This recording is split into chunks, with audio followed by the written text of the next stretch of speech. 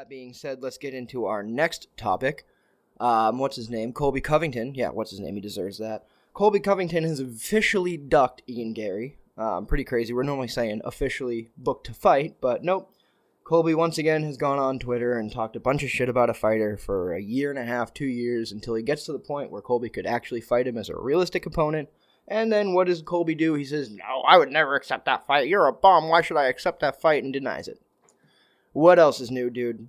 I mean, you took this whole heel character to avoid getting cut. You are going to get cut if this is the way that you act, dude. You've been in, 3 undeserved title fights for no fucking reason at all. Lost all of them.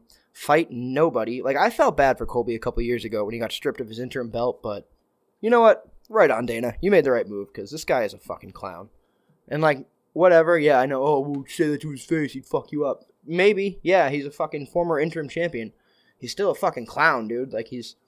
This whole heel thing, I can only respect that if you're fucking putting in the work and, putting on performances. If you're going to also sit on the sidelines and talk shit about everybody and duck every fight that gets offered to you against real contenders, fuck off, dude.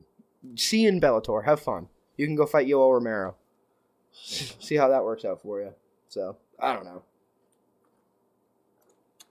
Fuck Colby. Alright. So, speaking of Ian Garry, though, there are some rumors that he is going to also be on that UFC Manchester card, facing none other than Michael Venom Page. Page had a huge performance against Kevin Holland. I did not see that fight going that way, so shout out to him. He was just way too fast for him. I'd say MVP's probably going to have the speed advantage again in this Ian Garry fight, if I were a betting man, which I'm not, because I'm against gambling. It's a sin, just like alcohol. But, anyways, yeah, I think MVP is going to be really, really fast for Ian Garry, so that's definitely going to cause some problems. Ian is what? Let's say, yeah, he's 14-0 as a fighter. So, I mean, he's definitely, had enough experience to, get to that point of leveling up, but we're going to see that happen in the fight. I think first round, it's going to come out, and MVP is going to stay at a distance, fast 1-2, kick the shit out of his leg a little bit from a distance, probably those stomping side kicks too, side kicks to the body. But if Ian Garry's who he says he is, I think we're going to see in the second and third round him breaking past that plateau, and I think he's going to be able to close the distance. Because if not, it's going to be back to the undercard. But yeah, and I mean, MVP's getting older too, so he's only going to have that speed for so long. I don't think he's lost it yet. It hasn't been that long since the Kevin Holland fight. So I think, like I said, that's going to be Ian Garry's biggest thing to deal with.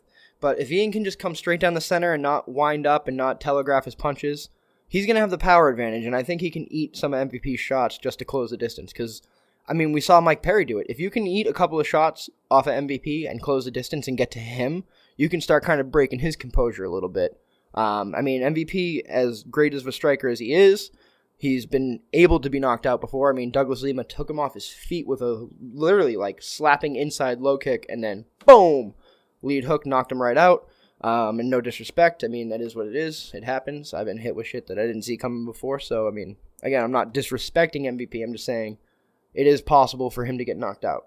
So, we'll see. Maybe Ian Garry levels up. Maybe not. Maybe MVP fraud checks him. It is the year of the fraud check, as we just talked about with Almeida and several other fighters the last couple of months. So, who knows? But I would like to see Ian Garry level up because, I mean, MVP, while he's fun to have around, the chances of him getting towards a title, not super likely. My biggest thing is I always kind of wanted to see MVP versus Wonderboy when they were in their prime because, I always kind of felt like MVP is like the Wonderboy light, like the free version of the app of Wonderboy.